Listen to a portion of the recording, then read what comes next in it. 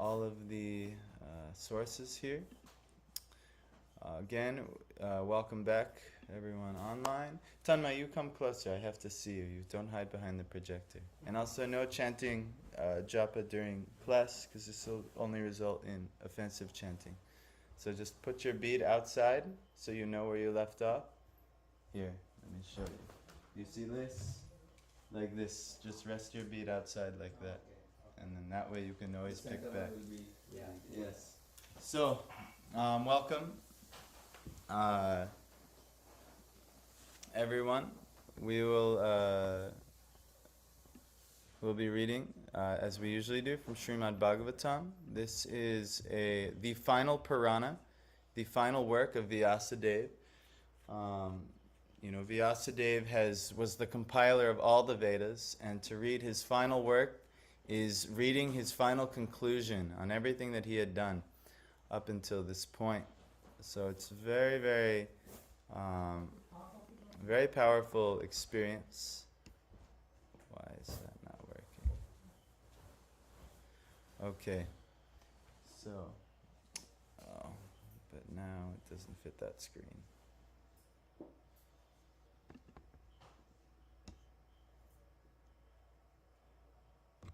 Okay. So, here we go. If you guys want to come up closer, you might be able to read on the screen. It's up to you. Oh, we're right at the end of the chapter. Never mind. I'm not. So, yesterday we left off where we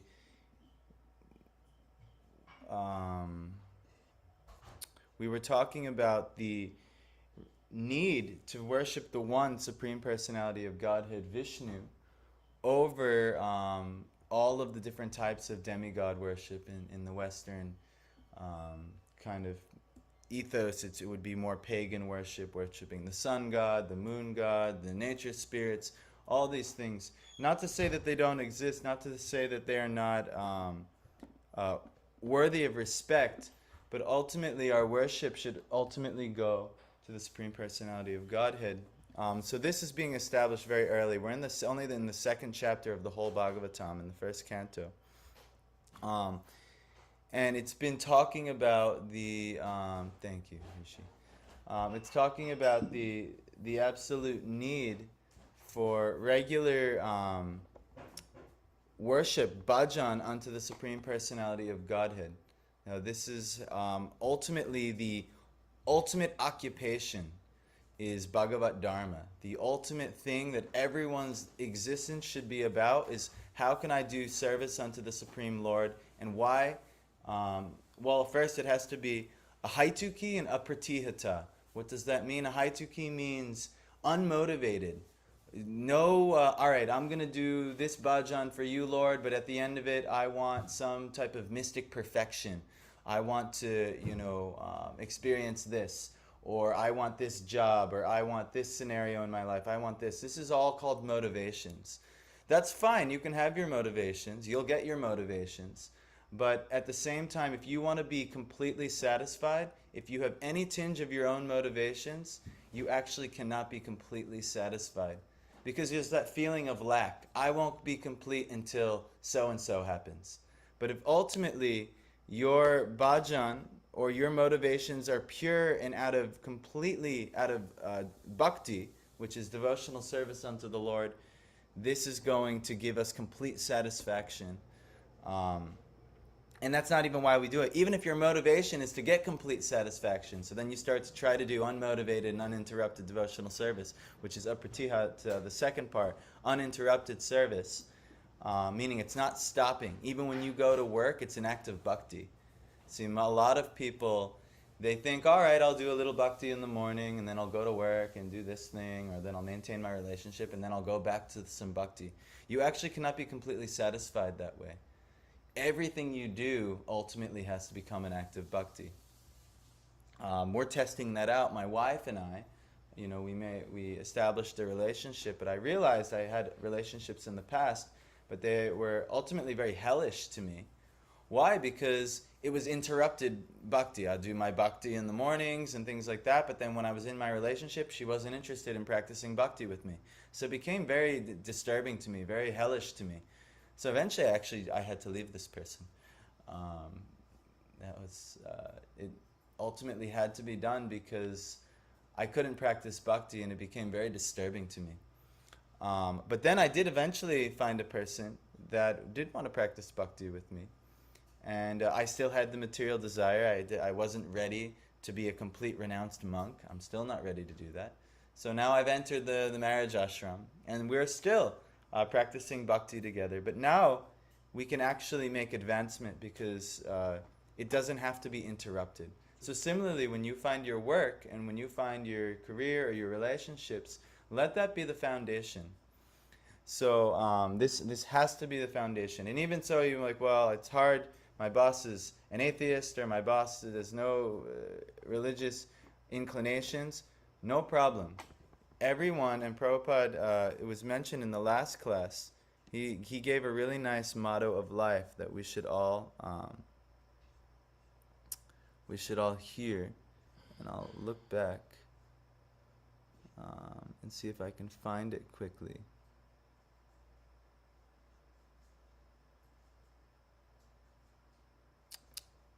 It's not popping up to me.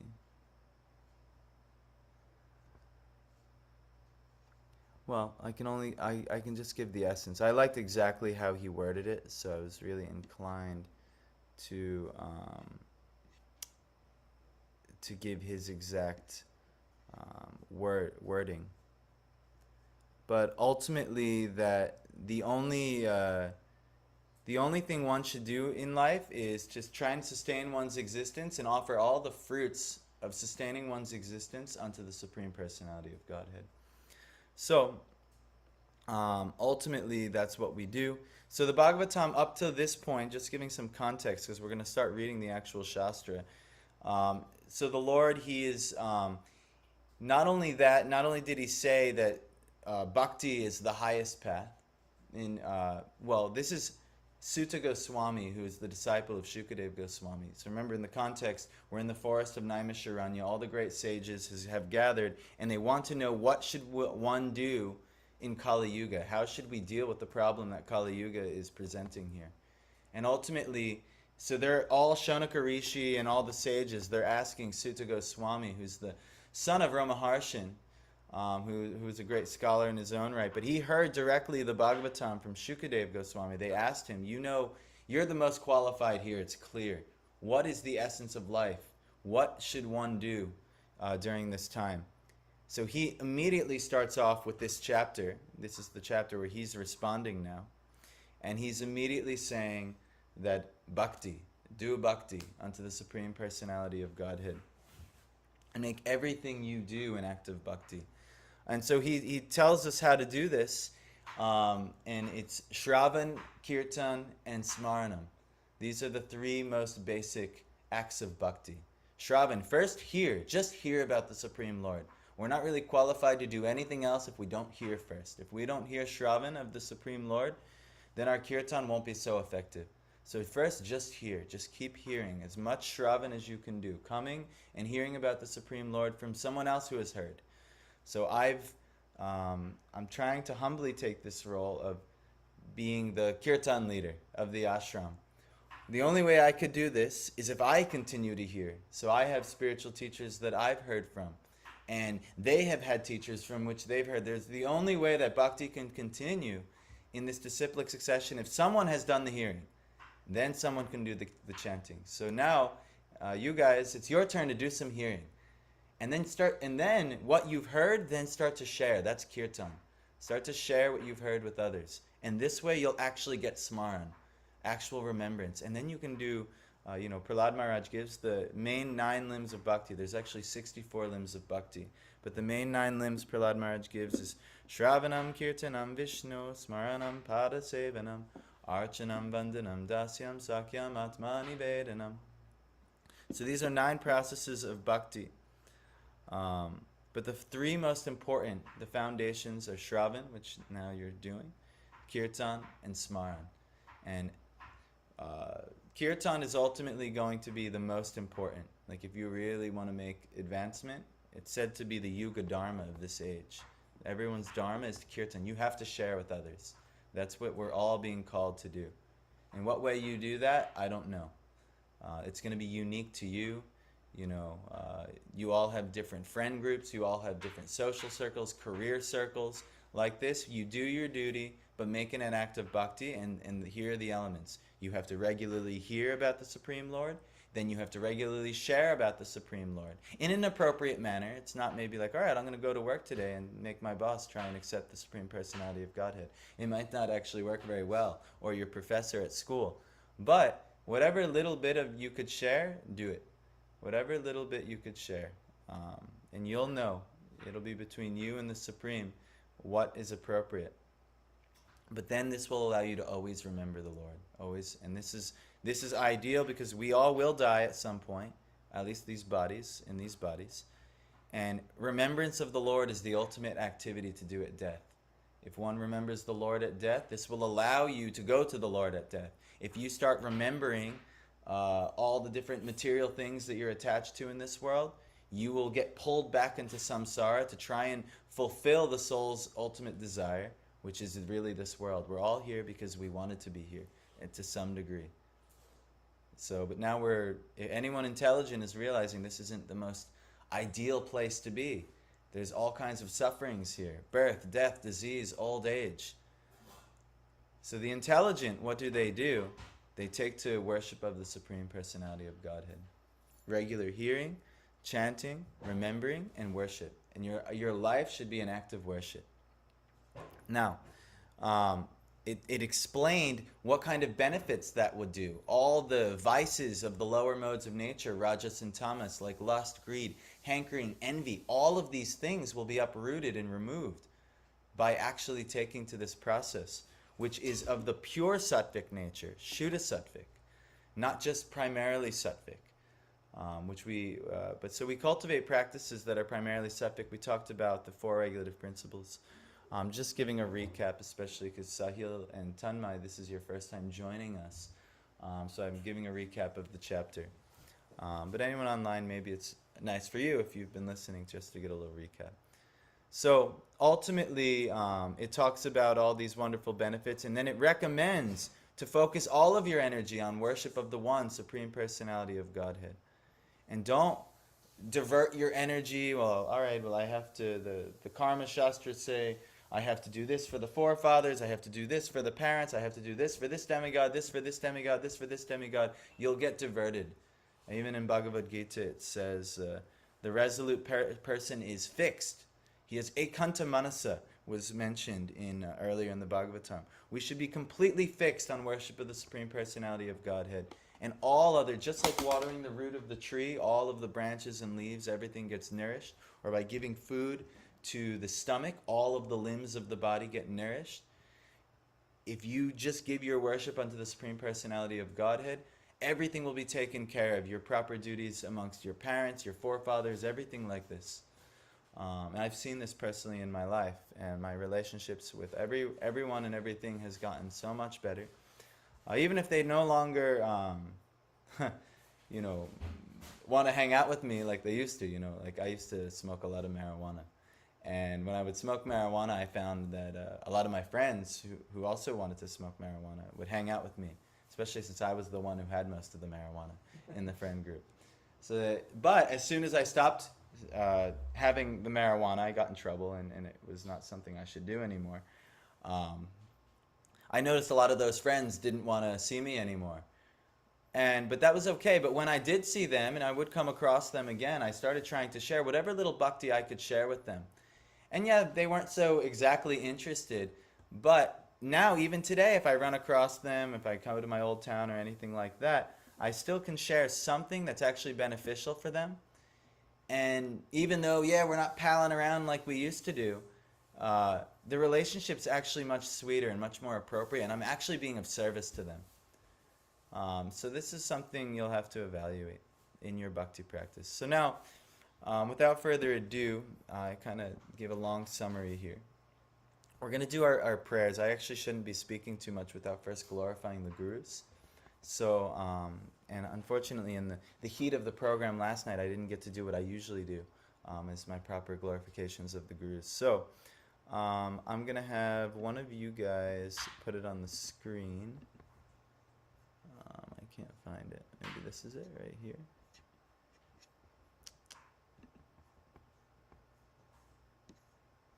Oh, maybe this. You guys have been doing it here. So, Piyush or Hishi, one of you guys. So, just you can sing along with me these prayers if you like. Om Anjana Dimirandasya Janana Jana Shalakyaya Chakshur Unmilitam Yena Tasmai Shri Guruve Namaha Shri Chaitanya Manobishtam Tapitam Yena Bhutale Swayam Rupa Kadamhayam Dadati Swapadantigam Vandeham Shri Guru Shri Uttapada Kamalam Shri Gurum Vaishnavam Cha Shri Rupam Sagrajatam Sahagan Raghunan Vitam Tam Sajivanam Sadvetam Sadhutam Parijana Saitam Krishna Chaitanya Devam Shri Radhika Krishna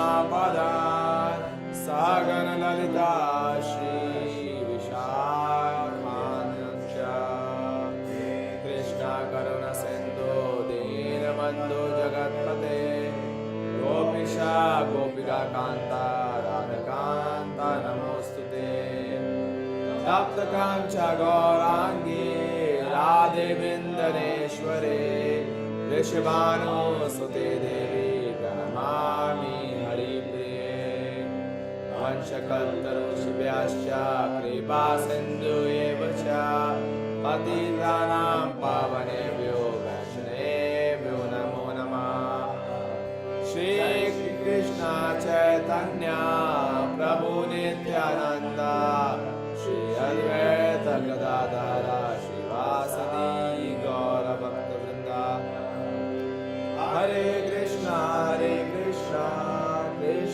Krishna Hare Hare Hare Rama Rama Rama Hare Hare Namo Vishnupadaya Krishna Krishnaya Bhutale Srimati Bhakti Vedanta Swamini Tinamine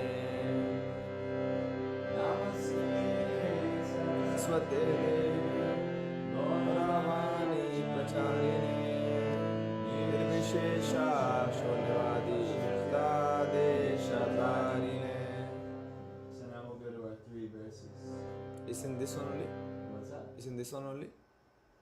Narayanam Namaskritam. Yes, keep going up. Keep going up. Keep going up. It's right above all the other prayers we just did.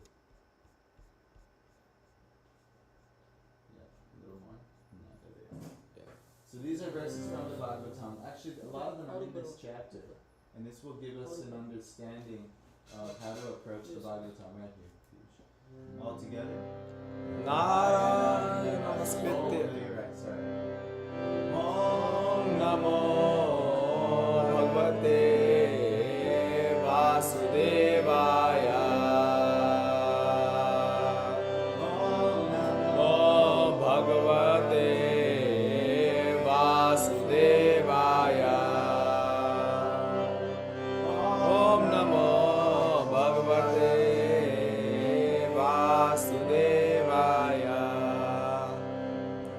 Ainam Namaskritya Naram Chaiva Narottamam Devim Saraswatim Vyasam Tato Jayam Mudirayet. So let's have Tanmay read the English. Before reciting the Srimad Bhagavatam, which is the very means of conquest, one should offer respectful obeisance unto the personality of Godhead Narayana, unto Narayana Rishi, the supermost human being, unto Mother Saraswati, the goddess of learning, and unto Srila Vyasadeva, the author. Very good. Shrinvatam Swagata Krishna Purone Shravana Kirtana Vidayanta Sova Vimudyani Vidunoti Suri Satam. Sahil, do you want to read this one? Yeah.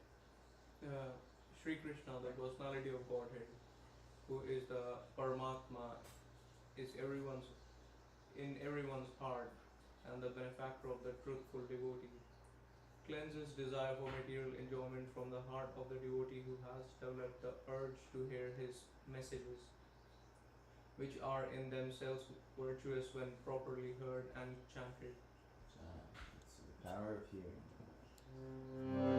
नास्तप्रदेषु अभद्रेषु नित्यं भागवत सेवया भागवते उत्तमश्लोके भक्तिर्भवति नैष्टिकी. By regular attendance in classes on the Bhagavatam and by rendering service to the pure devotee, all this troublesome to the heart is almost completely destroyed, and loving service unto the personality of Godhead, who is praised with transcendental songs, is established as an irrevocable fact. Jai. So what they're talking about here is Nityam Bhagavata Sevaya, eternal service to the Bhagavat. And so the Bhagavat is of two. Remember we talked about this a few classes ago when we discussed this verse. There's the book Bhagavat, which we're about to read, the Shastra Bhagavat, and then there's the person Bhagavat, the person actually living that out. By serving these two together, and ultimately we want to find a guru who is the ultimate example of this person Bhagavat. By that service, all that is troublesome to the heart is completely destroyed, and then loving service unto the personality of Godhead will be established as an irrevocable fact. And that's what we're all looking for, bhakti. And that's what's going to completely satisfy us and everybody. So, are you guys ready to enter the journey of complete satisfaction? Jai. So we're all looking for that. But first lesson, we're on 27 actually. First lesson is don't put your own satisfaction as in the center of your activities. How can you be of uninterrupted and unmotivated service unto the personality of Godhead? I don't know why this is like this. Okay. So let me just see. We ended with those who are serious about liberation, or mumukshavaha, talking about moksha, are certainly non-envious, and they respect all, yet they reject the horrible and ghastly forms of the demigods and worship only the all-blissful forms of Lord Vishnu in his plenary portions. So they don't put all of their effort in all the different forms of the demigods. Even there are many ghastly forms like Mahakali and Shani and other like that. They're they're in these positions and posts, and they have a more ghastly appearance. But the forms of Vishnu they're all blissful. And that could be Vishnu, it could be Ram, it could be Krishna in Dwarka. But it's actually what we know, and most confidentially the Bhagavatam is going to lead us to, is this very special Krishna in Vrindavan. We talked about a little bit of the pastimes of Krishna in Vrindavan last night.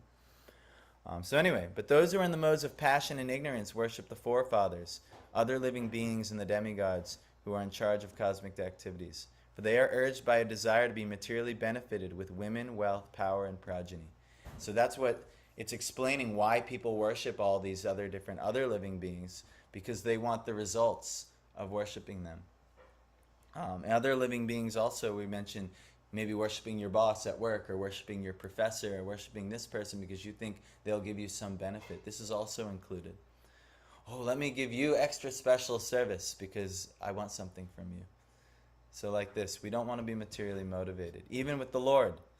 So if you still have a desire for women, wealth, power, and good offspring, progeny, a good lineage, it means that the modes of passion and ignorance, rajas and tamas, are still prevalent in your consciousness. So ultimately, there's nothing we can really do about it. It's not like, all right, I acknowledged it, now let me work on no women, no women, no women, no power, no power. You can't do like that. Actually, what you can do is bhakti. And naturally, by that process of bhakti, and what's the first element of bhakti? Shravan, hearing. Just by hearing the messages of Krishna, all the troubles of the heart, which are stemming from the modes of passion and ignorance, will be removed. So this is our secret. First, just hear. Do as much hearing of Krishna's messages as possible, or the message of the Bhagavad. It's going to actually talk about the different messages of all of the Dashavatars up until Krishna, and it's going to set the scene for Krishna. So we're going to hear the teachings of Prahlad and Nrsimha. We're going to hear the teachings of Varahadev. We're going to hear the teachings of Lord Ram, and so on. The Bhagavatam is amazing like this. So, now we're going to continue. Ready? Repeat after me. Can you guys see that? Vasudeva Paraveda. Vasudeva Paraveda. Vasudeva Paramakaha. Vasudeva Paramakaha. Vasudeva Parayoga. Vasudeva Parayoga. Vasudeva Parakriyaha. Vasudeva Parahriya. Vasudeva Param Jnanam. Vasudeva Param Jnanam. Vasudeva Param Tapaha. Vasudeva Param Tapaha. Vasudeva Paro Dharmo. Vasudeva Paro Dharmo. Vasudeva Paragati. Vasudeva Paragati. Vasudeva, Vasudeva, the personality of Godhead. the personality of God. Para, Para, the ultimate the goal. ultimate goal. Vedaha, Veda, revealed scriptures. revealed scripture. Vasudev, Vasudeva, the personality of Godhead. the personality of Godhead. Para, Para, for worshipping. the Makaha, Makaha, sacrifices. Sacrifice. Vasudev, Vasudeva, the personality of Godhead. personality of Para, Para, the means of attaining. the means of attaining. Yogaha, Yoga, mystic paraphernalia. mystic paraphernalia. Vasudev, the Vasudeva, personality of Godhead. personality of Godhead. Para, Para, under his control. under his control. Kriya, Kriya, fruitive activities. active activity. Vasudev, Vasudeva, the personality of Godhead. personality of Param, God. Param, the supreme. the supreme. Jnanam, Jnanam, knowledge. knowledge. Vasudev, Vasudeva, the personality of Godhead. personality of God. Param, Param, best. best. Tapaha, Tapaha, austerity. austerity. Vasudev, Vasudeva, the personality of Godhead. personality of God. Para, Para, superior quality. superior quality. Dharma, Dharma, religion. religion. Vasudev, Vasudeva, the personality of Godhead. personality of God. Para, Para, ultimate. ultimate. Gati, Gati, goal of life. goal of life.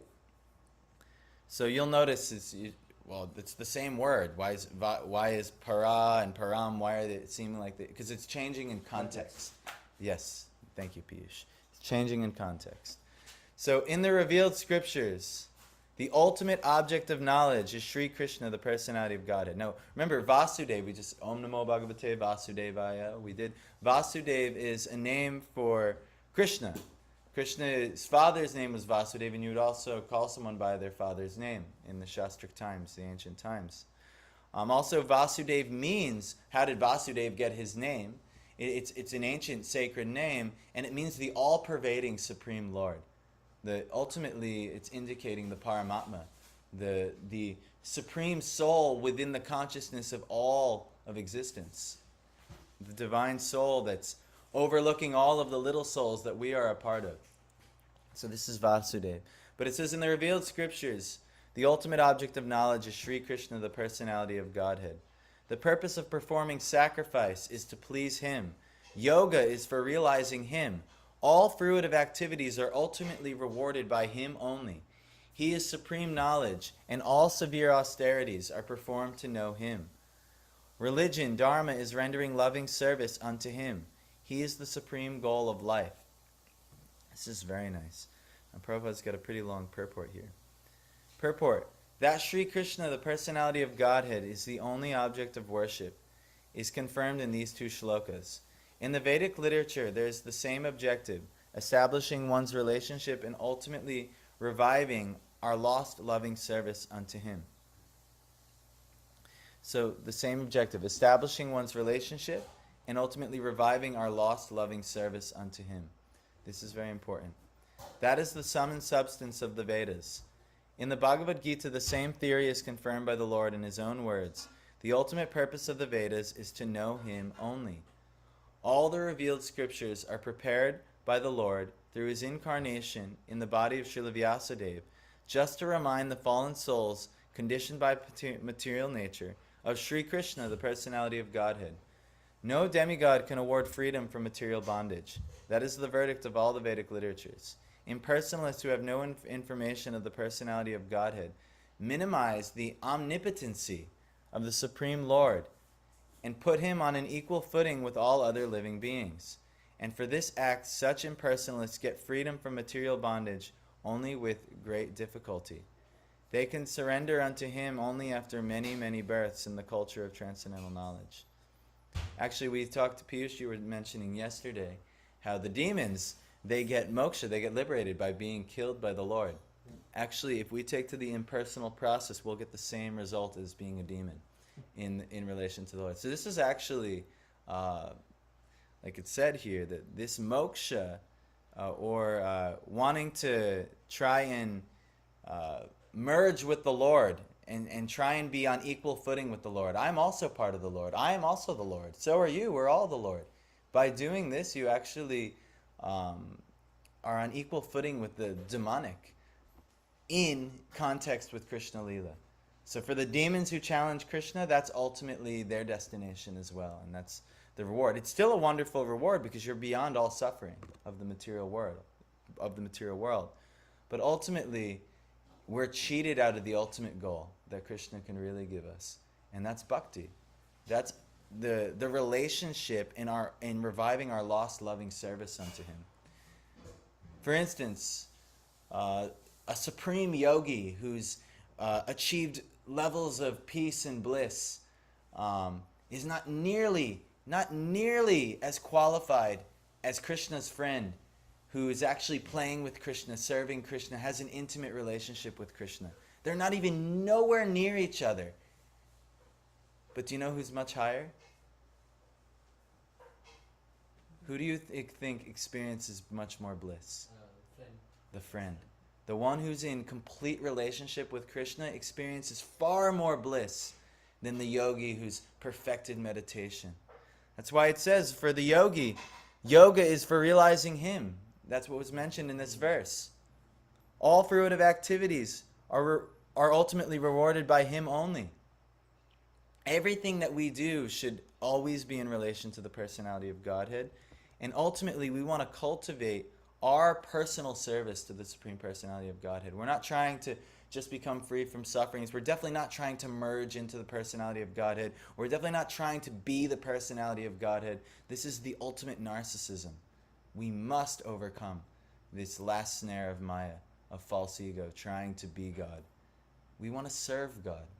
This is what all the great spiritual teachers, including in the West, the great bhakti yoga teacher, the Son of God, Jesus. As a Son of God, you have to be in a relationship with God. Not that he is, I am God. Now, many twist the words and say, well, he's also God himself. Maybe, I don't know the tattva of that religion like that. But if he says he is the Son of God, that means he's in relationship to the God. And there's a distinguishment there. We also want to be servants of God. We all have a different relationship. Like, for instance, Hanuman, so the great devotee of Lord Ram. What was his ras? What was his relationship with Ram? Dasya ras. And that means what? Sahil. You asked me what my name, Ramdas, meant. That's So he's like the servant, the devotee of Lord Rama. exactly. He's the servant of the mood. They're all devotees, actually. Like, for instance, Mother Yashoda or Kaushalya, Lord Ram's mother, right? She's also a devotee of Ram, but she's acting as his, in the Vatsalya ras, as the parent. Let me take after you. Oh, Ram, what are you doing like this? Let me clean you up. It's a different mood. But Hanuman is anything you say, Lord, I will do. This is Dasya. But it talks about the rasas in Bhagavatam. This will be explained. But we all have our own ras. We all have our own relationship with the Lord. We just have to, it has to be revealed to us. We have to hear about the different relationships of the Lord. And then when we start doing our kirtan and sharing with others, and smaran and our processes of bhakti begin to awaken and arise, then our relationship will be revealed. So like this, but it takes time. But we must be sincere. And nothing can get in the way. No type of material motivation. You'll be cheated. This takes everything that you have. The Supreme Personality of Godhead is not cheap. It's not something you do for an hour in the morning on a Wednesday or something, or once a week or something. It's something you do every second of every day. That's what it takes to achieve. the highest. Sri Krishna says in Bhagavad Gita, Sarva dharman parityajya mamekam sharanam vraja. Abandon all varieties of religion and just surrender unto me. He wants everything 100%. Not give me 20% of the day. I'll chant some rounds, I'll do some reading, and then let me go on and work on what I really want to work on. No, give everything to him. Yes, you have work, you have things. Make sure that you sustain yourself in this world. Why? So that you can continue this process. This is what the Bhagavatam is teaching. This is what Krishna wants. Everything else you'll be cheated. Yes, Sahil. Actually, this is something that I've also read before and heard before from some people who have saints and people who have worshipped Lord, and they say that everything we do, any activity that we do, if it's surrendered, even if we go to work, if we take the bus, anything, all the activities we do during the daytime, if we surrender that to as a devotion to God, as a practice, as bhakti, you said, that becomes part of our practice. And I think that is very important, because if we do that, we cannot sit here all day. Not everyone can do that. People have jobs. I can't do that either. Yeah. And if you are doing your job and thinking of that as bhakti, then that becomes your practice. And that goes to, Krishna or Rama or whatever you believe in. Yes. I think that is very important, and that way I think we also are more sincere with this, on what we do as well. So I think that is a good way of looking at other activities that we do in our life. Yeah. Well, we should always know what bhakti is. And bhakti isn't something just sitting here all day and reading or chanting japa or doing some puja or worship. That's not necessarily bhakti. You can go to work. Arjuna was on a battlefield performing bhakti. Yeah, exactly. Yeah. You can do, there's so many different relations. Krishna's friends playing hide and seek with him are doing bhakti, playing hide and seek. So if you're going to work, but we have to be very careful that actually it's bhakti, that the actual internal mood of why we're doing this is bhakti. And what that means is usually we'll have to take the fruits of our work and offer it usually in some way.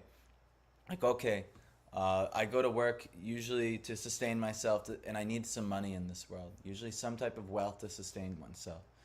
Okay, what am I using that wealth for? All right, I need to buy a home to live in. All right, what do I do in that home? Is there bhakti happening? Are my bhakti practices happening in the home? Okay, I need to sustain my wife and my kids. Okay, well, what's the basis of your wife and your kids? Are you guys practicing bhakti together? Or is it something else? So we have to be very careful, because yes, it's a beautiful sentiment. Yes, well, when we go to work, we want to see it as our bhakti. But that means that actually from the heart it is bhakti. It's not maintaining other things. Because very likely if we evaluate all of our activities, and I'm saying I can't do this all day either. So I'm doing many other activities. And when I evaluate some of the other activities that I'm doing throughout the day, it's not always bhakti, at least not pure bhakti. I'm like, oh, wow. How'd that get in there? How'd this motivation or this thing get in there? So we have to be very careful. And what we realize is that, okay, the highest platform is unmotivated and uninterrupted bhakti. Ahaitukiya pratihata. This is ultimately going to be what would completely satisfy us anyway. But what's probably happening is haituki and pratihata, which is interrupted and motivated. I want to do bhakti because, please make it work out like this in my life, Lord. I want to do bhakti because please set up this. I want this thing out of life. Or, okay, I'll do some bhakti for you, Lord, but I really got to work on this. This is much more important, and so like that. That happens a lot as well. So that's actually the default of everyone in the material world. We have to try and purify and make our intentions more and more pure and do pure bhakti without any tinge of karma, the fruit of results, or jnana, trying to achieve some type of knowledge. It's very important. I feel bad because we're not going to even get through one verse today, so let me finish this purport and then we can talk more. One may argue that the Vedic activities are based on sacrificial ceremonies. That is true. But all such sacrifices are also meant for realizing the truth about Vasudeva. Another name of Vasudeva is yajna, sacrifice. And in the Bhagavad Gita, it is clearly stated that all sacrifices and all activities are to be conducted for the satisfaction of yajna, or Vishnu, the personality of Godhead. So Prabhupada is actually explaining exactly what we need to hear right now in this regard. This is the case also with the yoga systems.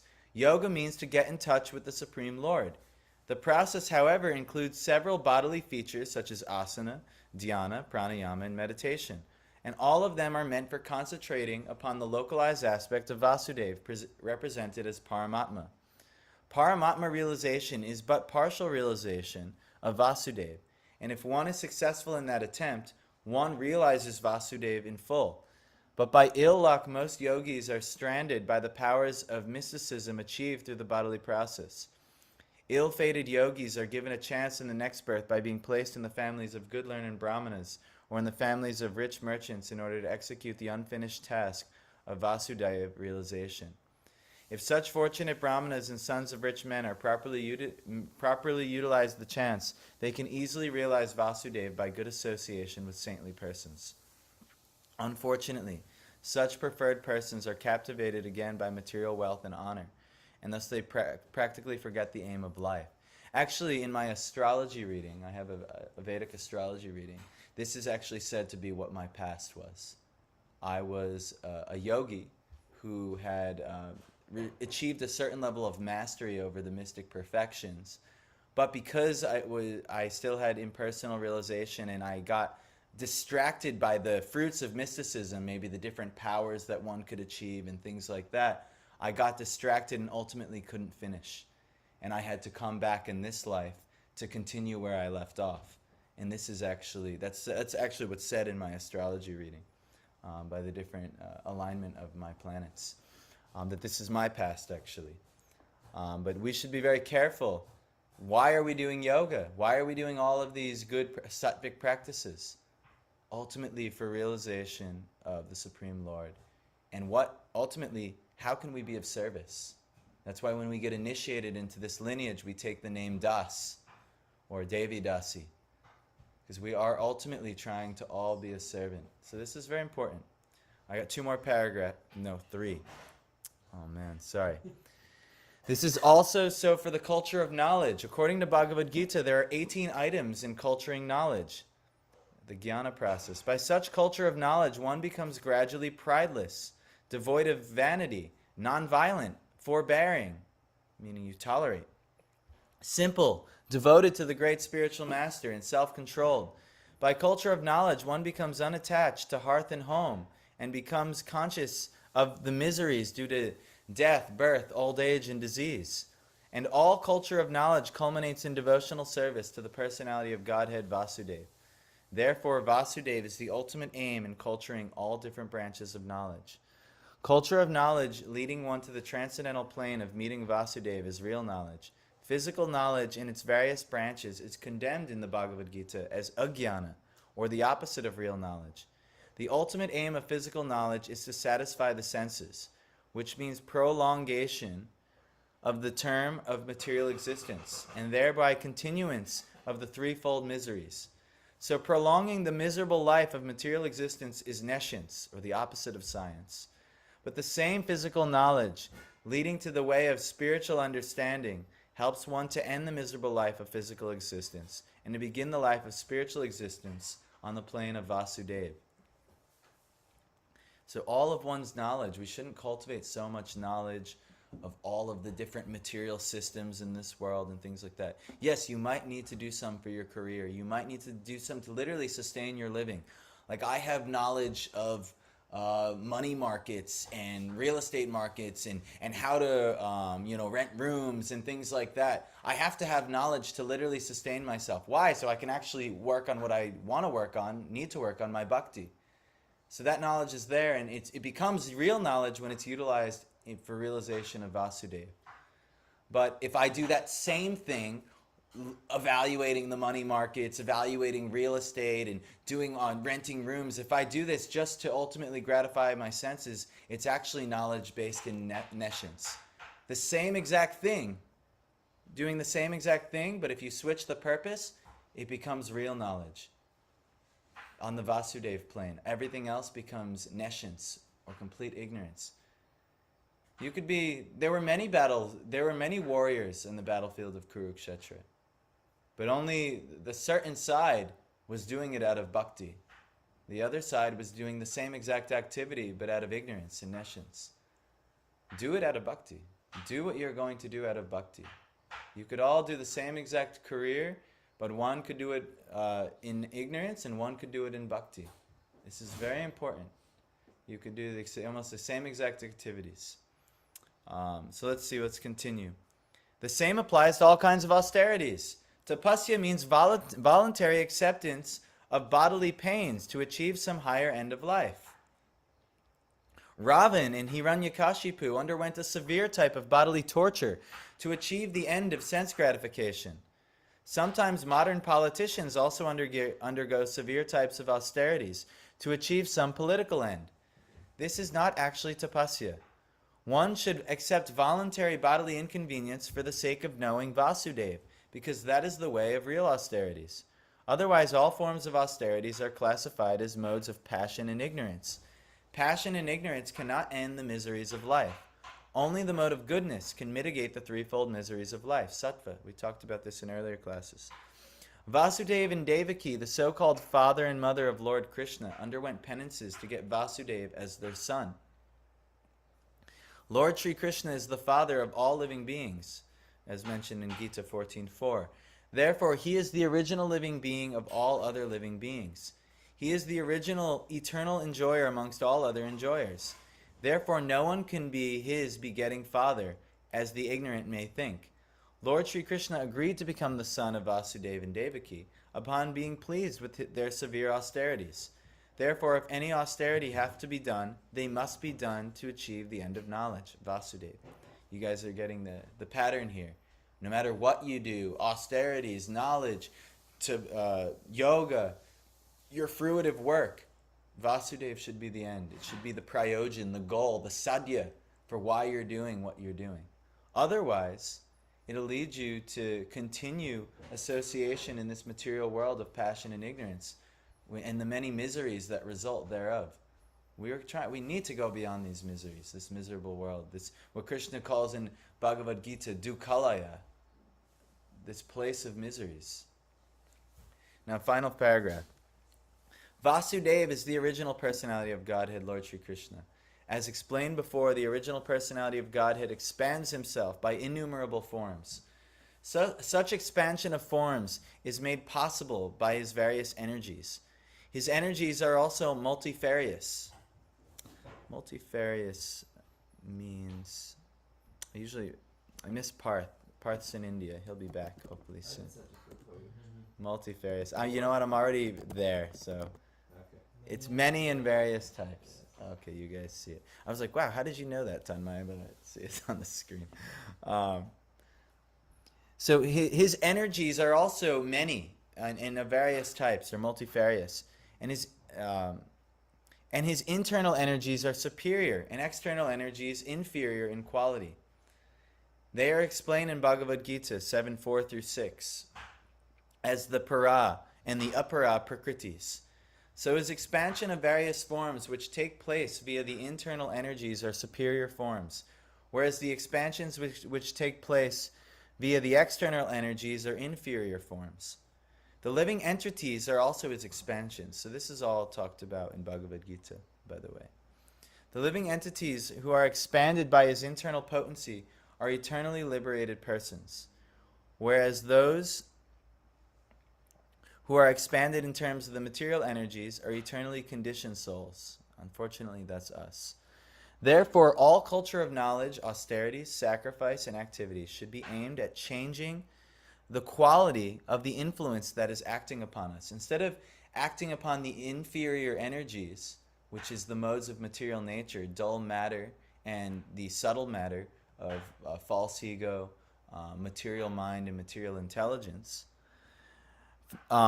we should go to the superior energy, which is the Swarup Shakti, or the Lord's internal potency. And ultimately that is him in his bhakti, in bhakti to him. So for the present, we are all being controlled by the external energy of the Lord. And just to change the quality of the influence, we must endeavor to cultivate spiritual energy. In the Bhagavad Gita, it is said that those who are Mahatmas, or the great souls, or those whose minds have been so broadened as to be engaged in the service of Lord Krishna, are under the influence of the internal potency. And the effect is that such broad-minded living beings are constantly engaged in the service of the Lord without deviation. That should be the aim of life. And that is the verdict of all the Vedic literatures. No one should bother himself with fruitive activities or dry speculation about transcendental knowledge. Everyone should at once engage himself in the transcendental loving service of the Lord. Nor should one worship different demigods who work as different hands of the Lord for creation, maintenance, or destruction of the material world. There are innumerable powerful demigods who look over the external management of the material world. They are all different assisting hands of Lord Vasudeva. Even Lord Shiva and Lord Brahma are included in the list of the demigods. But Lord Vishnu or Vasudeva is always transcendentally situated.